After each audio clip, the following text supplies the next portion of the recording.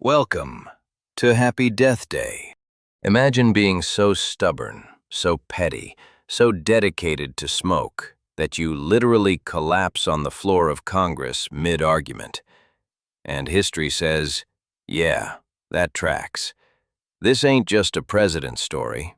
This is the story of a kid born into American royalty who hated parties, hated slavery, hated weak men, and low-key hated being president. This is the life and death of John Quincy Adams. Born in 1767 to John Adams, founding father, second president, professional grumpy genius. Imagine your dad helped build America. Now imagine he expects you to outdo him. No pressure, right? Little Quincy wasn't playing tag in the yard. He was in Europe at age 10 watching the American Revolution from the VIP section.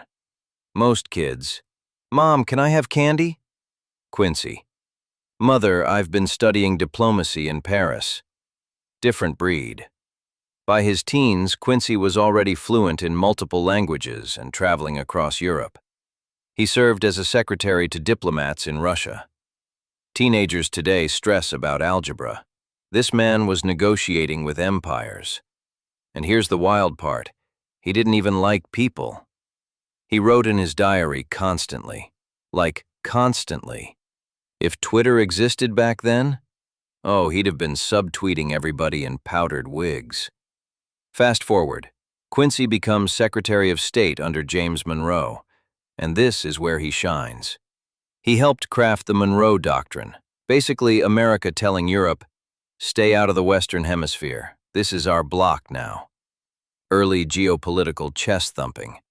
This man was playing 4D chess before chess had DLC. 1824 election. No candidate wins a majority, so Congress decides. And boom, Quincy becomes the 6th president. But people scream, "Corrupt bargain!" His opponent? Andrew Jackson. Yeah. That Andrew Jackson. Jackson's supporters were heated. Basically early 1800s Twitter beef, but with duels. Here's the twist. Quincy might have been brilliant, but politically, man had zero charisma. He didn't shake hands well, didn't throw parties, didn't smile much. He believed government should fund science, infrastructure, education. Ambitious stuff. But Congress was like, "Bro, relax." He got blocked at every turn. And in 1828, Jackson smoked him in the election. Landslide. Quincy packed up the White House like, "Cool, y'all don't deserve me anyway." Petty level. Founding Father edition. Now here's where it gets legendary. Most presidents retire quietly. Quincy said, nah. He ran for the House of Representatives and won. Let that sink in. Former president, back in Congress, for 17 years. That's like a former CEO coming back as middle management just to argue with everybody. And this time, he had a mission: slavery. Quincy became one of the loudest anti-slavery voices in Congress. He fought the gag rule, a rule that banned discussion of slavery. He said, "You will not silence this." Old man energy, zero fear. He defended enslaved Africans in the Amistad case before the Supreme Court. Yes, former president arguing on behalf of kidnapped Africans. That's not regular politician behavior. That's main character behavior. February 21st, 1848. He's in the House chamber, arguing again. Because of course he is. Suddenly he collapses at his desk. Carried to the speaker's room inside the Capitol. 2 days later, February 23, 1848, John Quincy Adams dies. In Congress. On the battlefield he chose.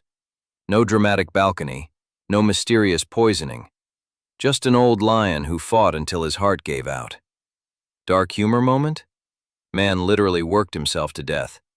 Some people quiet quit. Quincy hard quit. Here's the twist. He wasn't a great president, but he might have been one of the greatest post-presidents ever. He evolved. From elite diplomat's son to flawed president, to relentless anti-slavery warrior. History sometimes redeems the stubborn. And Quincy? He went out standing. Well, arguing. John Quincy Adams, born into power, hated politics, lost big, came back louder, died mid-fight. February 23, 1848.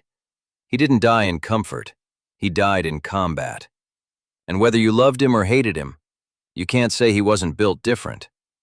Happy Death Day. Subscribe for tomorrow's Death Day.